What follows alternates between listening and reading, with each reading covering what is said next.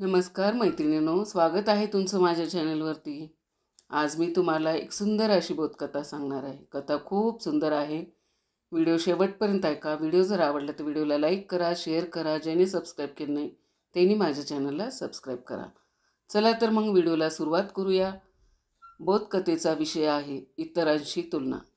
आपण तुलना इतरांशी केल्यावर सुखी असतो का कसं ते या कथेत आपल्याला पाहायचं आहे। चला तर मग पाहूया।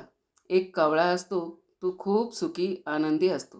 त्याने याआधी कधीही इतर पक्षी पाहिलेला नसतो, त्यामुळे त्याला आपण मुक्त आकाशात उडू शकतो याचा अभिमान असतो।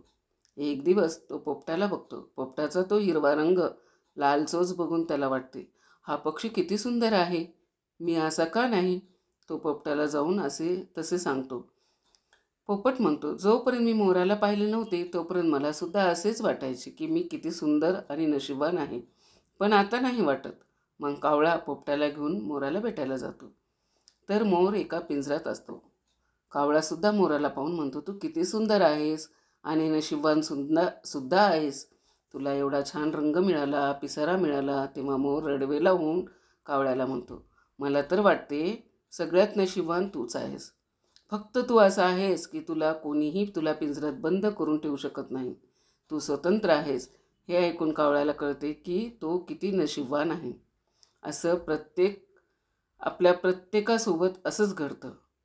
5 लाख वर्षाला कमवणाऱ्या व्यक्तीला मित्र 12 लाख कमवतो त्याची वाईट वाटतं। 12 लाख कमवणाऱ्या व्यक्तीला 24 लाख कमवणाऱ्या व्यक्तीविषयी असूया वाटते, आणि 24 लाख कमवणारा मनातल्या मनात सतत म्हणत असतो, पैसा तर खूप मिळतोय पण शरीर साथ देत नाही। यापेक्षा 4 कष्टाची कामे केली असती, पैसा कमी कमवला असता तर शरीर चांगलं असतं। ही समाजात घडणारी सत्य परिस्थिती आहे।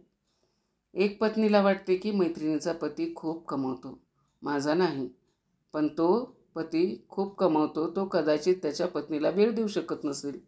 कुणाची तरी बायको सुंदर असते म्हणून एखाद्या नवऱ्याला वाईट वाटते, पण आपली बायको सुंदर स्वयंपाक करते याचं कौतुक त्याला वाटत नसावं। मैत्रिणीचा मुलगा दुसऱ्या देशात गेला यामुळे एका आईला स्वतःच्या मुलाच्या बाबतीत वाईट वाटतं, पण आजारपणात आपला मुलगा एक हाकेसरशी आपली सेवा करायला हजर असतो याचा विचार ती कधीच करत नसावी। तुलना आणि स्पर्धा यात आजचे विद्यार्थी अति तणावाखाली जगतात। थॅम्सला अल्वा एडिसन याच्या आईला शाळेतून एक पत्र आलं होतं की तुमचा मुलाची बौद्धिक स्थिती कमकुवत असल्यामुळे आम्ही त्याला शिकवू शकत नाही, आम्ही शाळेतून त्याचं नाव कमी करत आहोत। दुसऱ्या दिवशी ॲडिसन यांना त्याच्या आईने शाळेत जायला नकार दिल्यावर त्यांनी आईला विचारले, मी शाळेत का जाऊ शकत नाही। तर त्याच्या आईने अतिशय शांत राहून त्यांना उत्तर दिलं, असं होतं की तुझ्या एवढ्या हुशार विद्यार्थ्याला शिकवण्यासाठी त्या शाळेत एकही शिक्षक नाही, म्हणून आजपासून तुझा अभ्यास तुला घरीच आणि तोही स्वतःच करावा लागेल। आणि हे उत्तर ऐकल्यापासून ॲडिसन स्वतःला जगातील सगळ्यात हुशार विद्यार्थी समजू लागला आणि ते जगातील सगळ्यात महान शास्त्रज्ञ झाले। जर त्या दिवशी त्याच्या आईने त्याची तुलना शाळेतील इतर मुलासोबत करून त्यांना मारलं असतं किंवा त्याच्यावर चिडली असती तर ते एवढे महान झाले नसते।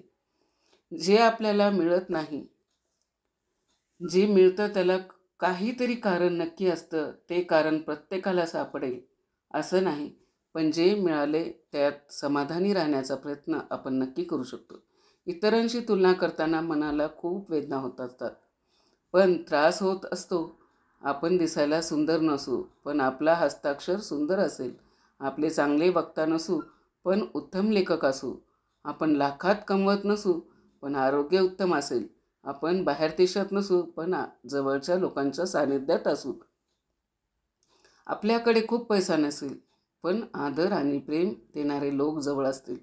जे त्याला मिळालं ते मला का नाही असा विचार करण्यापेक्षा हे मला का मिळाले यातून मी काय उत्तम करू शकतो याचा विचार करा। तुलना थांबवा सगळ्याशी, स्वतःची इतरांशी, आपल्या मुलांची इतर मुलांशी, आपल्या जीवनशैलीची इतरांच्या जीवनशैलीची तुलना थांबवा, तरच आपण कसं राहू शकू, सुखी राहू शकतो। कसा वाटला माझा व्हिडिओ कमेंट करून नक्की सांगा. आपण माझा व्हिडिओ शेवटपर्यंत ऐकलात त्याबद्दल आपल्या सर्वांचे मनापासून आभार.